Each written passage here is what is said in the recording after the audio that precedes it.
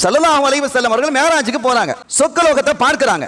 சொர்க்கலோகத்தை பார்க்கும் பொழுது அதிலே 4 நதிகள் ஓடுகிறது. குர்ஆன் அதை சொல்லுது. தண்ணீர் ஆறு, தண்ணீர்ல ஒரு ஓடுது, மதுல ஒரு ஆறு ஓடுது, பால் ஆறு, தேன் ஆறு. மது ஆறுன்னு சொன்னா அதுல போதை இருக்காது, போதை இல்லாத மது, அதுல தனி ஒரு சுவை அல்லாஹ் வச்சிருக்கான். என்ன அழகா இருக்கு அது ஓடக்கூடிய அந்த முறையும், அதனுடைய அந்த தோவானம்லாம் வச்சிருக்க மாதிரி. அதில் மாணிக்க மரகதங்களாக தான் 2 பக்கமும் இருக்குது. அந்த ஓரங்கள், இந்த படித்துறைகள் இருக்கும் இல்ல இருக்கிறது, மாணிக்கங்கள் மரகதங்களாக இருக்கிறது.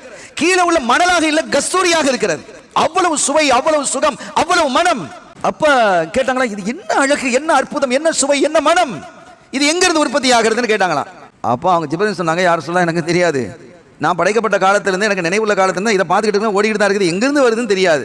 அப்போ அந்த நேரத்தில் ஒரு மலக்கு வந்தாங்களாம். வேற ஒரு மலக்கு வந்து, யாரும் சொல்லலாம், உங்களை அல்லாஹு தஆலா இதை உற்பத்தி ஆகக்கூடிய இடத்துக்கு அழைத்து போக சொன்னா, நீங்கள் ஸ்பெஷல் மேலே கலக்கிறான். அவங்க போகிறாங்க, ஸல்லல்லாஹு அலைஹி வஸல்லம் அவர்களை அழைச்சிட்டு போய் ஒரு தூரத்திலிருந்து அவங்க காட்டுறாங்க. யாரும் சொல்ல பாருங்க, அதை பாருங்கன்னு சொன்ன ஒரு பெரிய குப்பா, பள்ளிவாசல் எப்படி குப்பா இருக்குல்ல, அந்த மாதிரி ஒரு குப்பா அங்கே இருக்கு. அந்த குப்பாவை குறித்து ஸல்லல்லாஹு அலைஹி வஸல்லம் சொல்றாங்க, இந்த குப்பா எவ்வளவு பெருசு அப்படின்னா, குப்பாவுக்கு மேலே இந்த உலகத்தை கொண்டு வந்து வச்சா காட்டுக்குள்ள ஒரு வளையத்தை போட்ட மாதிரி இருக்குதுங்கிறாங்க.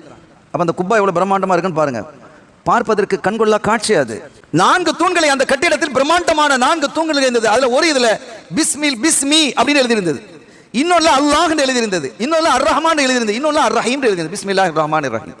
அந்த பிஸ்மி, அந்த மீம்ல இருந்து ஒரு ஆறு தொடங்குகிறது.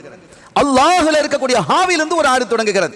அர் ரஹ்மான் என்ற மீமிலிருந்து ஒரு ஆறு தொடங்குகிறது. அர் ரஹீம் என்ற மீமிலிருந்து இன்னொரு ஆறு தொடங்குது. அல்லாஹ்ங்கிறது ஏகன், அது ஒண்ணு. இந்த 3 மீம் பாருங்க, பிஸ்மில ஒரு மீன், அர் ரஹ்மான்ல ஒரு மீன், அர் ரஹீம்ல ஒரு மீம், இந்த 3 மீன். முஹம்மது என்பதுல 3 மீம் இருக்கு, அதை நீங்க யோசிக்கணும். இந்த 4 எழுத்துக்களில் இருந்துதான் இந்த ஆறுகள் உற்பத்தி ஆகிறது. அந்த காட்சி, கண்கொள்ளா காட்சியை நான் கண்டேன் சொல்லிட்டு அதுல விளக்கவரை எழுதுறாங்க. யார் அதிகமாக பிஸ்மில்லாஹிர் ரஹ்மான் ஒரு காரியத்தை தொடங்கும் போது பிஸ்மில்லா கொண்டு தொடங்கணும் இல்லையா, எல்லாவையும் பிஸ்மில்லாஹிர் ரஹ்மானிர் ரஹீம் கொண்டு யார் அதை சரியாக செய்து வருகிறாரோ அவர் இந்த 4 ஆறுகளில் இருந்தும் அருந்துவதற்கான பாக்கியத்தை பெறுவார் அப்படிங்கிறாங்க. அல்லாஹ் நம்மையும் அதற்கு நசீபாக்கி வைப்பானாக.